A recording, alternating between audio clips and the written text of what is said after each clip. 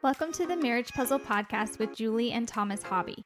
We are marriage coaches who help couples with pain points about money, intimacy, and communication go from being overwhelmed to being secure in their marriage. If this is your first time listening to us, thanks for checking out our podcast. And don't forget to subscribe and leave us a rating and a review. Let's dive into this episode. Welcome back, everybody. This week we had a rough week in the Hobby household, and our whole family tested positive for COVID. It was definitely not ideal. And unfortunately, it hit myself and my wife the hardest. The kids had some slight symptoms, but they got their energy back pretty quickly, I would say.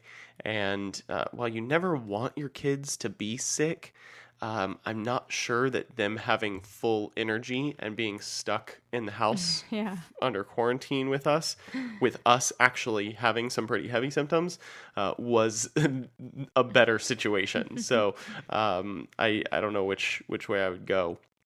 We're all starting to feel better now, but Julie and I, as you might be able to tell soon enough, are both a little bit stuffed up. We have some lingering sore throats and things like that. So we still wanted to jump on and record a quick episode, but we're going to try to make this one pretty fast so that we can get off before we start coughing into the microphones. So we always say we're going to be real. So this is a real life update because, it happened right after the last episode aired. Mm-hmm. The next morning hit me for pretty hard, pretty fast, and then I would say something and then Thomas would have the same symptoms an hour later, and then you caught up, and that was what was weird, is to have the same symptoms then near the same time. I don't know, there's pros and cons of if one of us had it and then it, the stomach bug when it goes through the household one at a time. That's awful,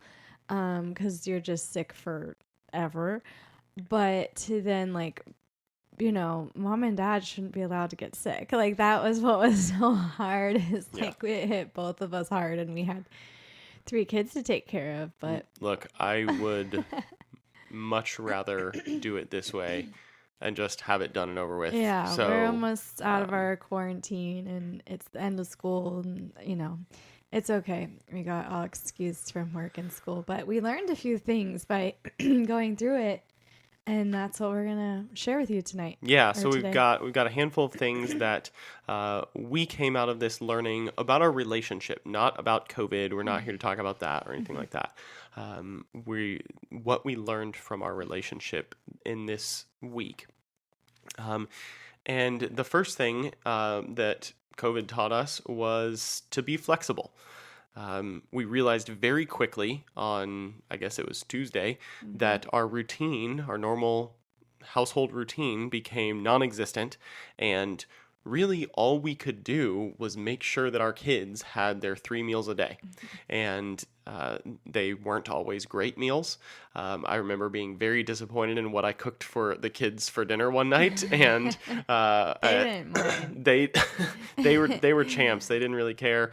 They didn't say anything bad about it, but I knew that I was not living up to par. Because they were still hungry and we weren't. So right, you really want to eat again? Right, and so, but so we knew that the meals weren't always great, that they weren't always at the right time that we normally do in our routine, but we knew we had to feed them. That was our constant thing that we knew we could hold on to, our constant control, that we could our constant thing we could actually maintain control of. And so that's what we had to do. We had to just make sure our kids got their 3 meals, really whatever they were. Yeah, I think us learning to be flexible, though, helped the kids be flexible. They didn't complain. In the beginning. Yeah. I mean, after they became a little unflexible day 5, but no, I'm just saying, you model that to your kids. They were, they handled it. They handled it great. So we had to be flexible toward each other and our routine. And then, the second thing we learned is to be full of grace. So like I said, our kids had to learn that from us too, but there were times for each other, Thomas and I, that we fell short. I mean, we were really, really sick. And so that caused some unwanted extra pressure and stress for the other one to step up.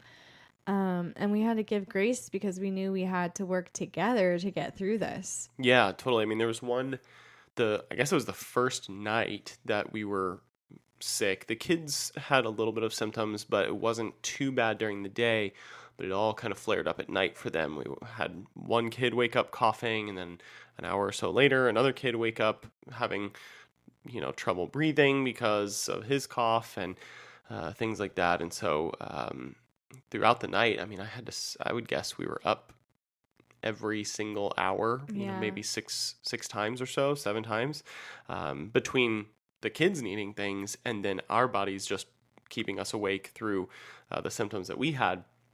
And so during that time, I very specifically remember a time where one of the kids came into our room to get us or something, and I was like, okay, I'll be there in a minute. And I was just trying to round up the energy to drag myself out of bed yet another time. And before I could do it, Julie popped up and went and took care of it for me. And man, that just took all the weight off of me in that exact moment. I think that's like full of grace, though, is I chose to do that, to take care of the kids, but I didn't choose to be mad at you because I knew that I needed grace back. Right.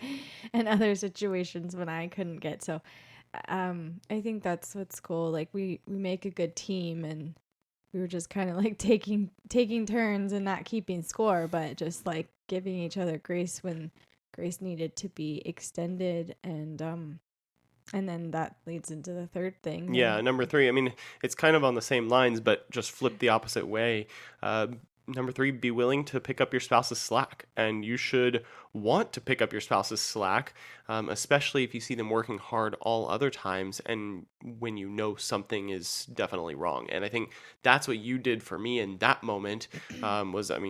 You showed me grace, but you also picked up my slack. I couldn't drag myself out of bed fast enough to go help the kids, and you were able to do it in that moment. But then in turn, you did it for me. I think the next day I didn't get out of bed during the day because I had pulled stuff at night and just weird symptoms. And so, you basically took care of the kids the whole next day and definitely pulled your slack. Or you pulled my slack. Yeah. Sorry. Well, yours too, but and then I think like just because you stepped up extra for me, a few more body aches and things, and because you guys know I'm pregnant with our 4th child, and so I'll admit I was a little bit more nervous with how sick I was, especially during that first 48 hours. This is the first time that I had gotten COVID. And so I was like, really? No, I'm going to get it when I'm 20-something weeks pregnant. And so I think we learned in this point would be supportive. Number 4. Because I remember just it just kind of hit me, like the emotions of it.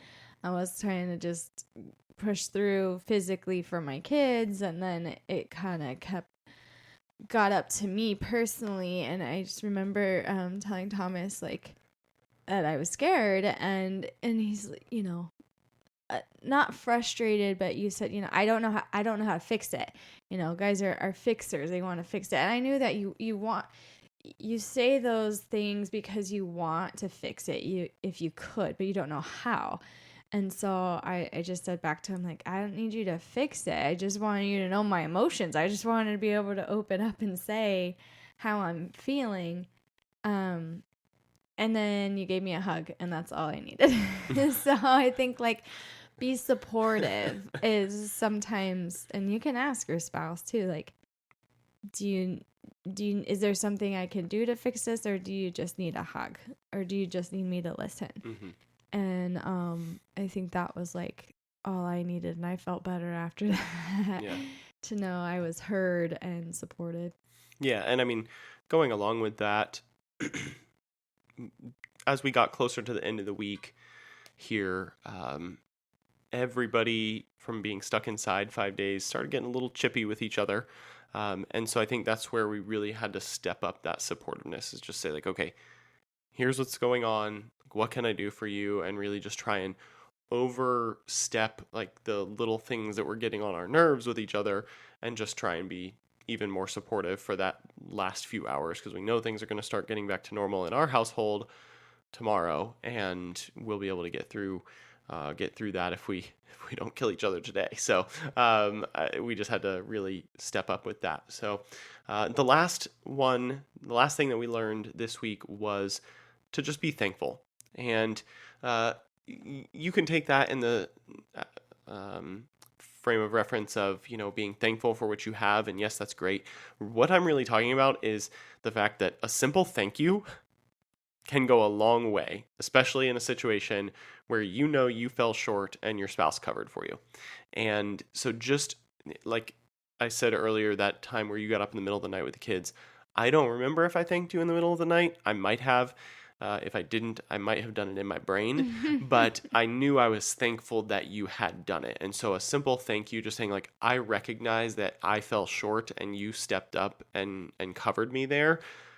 I recognize that. I see that. I appreciate that. That can go a long way in situations like this, especially if it happens again. Your spouse is going to be even more willing to keep stepping up if they know they're being seen, if they know what they're doing is actually providing a benefit for you or help for you or something like that. So a simple thank you can go a long way. Yeah, I think it makes, sometimes you go through hard situations, it does make you more, appreciate the things that you have or the people you go through that with. And I think as we get back to our normal routine and put this behind us, it made me more thankful for you and the team that we do, the teamwork for the kids and the house and like just kind of surviving for the week. And so it was a good reminder to just continue to be thankful even when things are good and in routine and solid, to continue that appreciation toward each other. Yeah, totally. Well, thanks so much for tuning in this week with us. We told you guys this would be a shorter one, so thanks for checking us out. If you are new here, if this is your first time listening to the podcast, thanks so much. We appreciate you being here. We hope this was helpful for you, and make sure you go back and check out some of our other episodes as well. You can also go find us on social media and follow us on Facebook and Instagram at Marriage Puzzle. And as you heard in the beginning, we are marriage coaches. So if you are interested in setting up a free marriage coaching discovery call with us, go check out our website at marriagepuzzle.com, where you can find out the ways that you can do that. And as always, we look forward to you joining us next week, where together we'll work on marriage one puzzle piece at a time. See you later. Bye.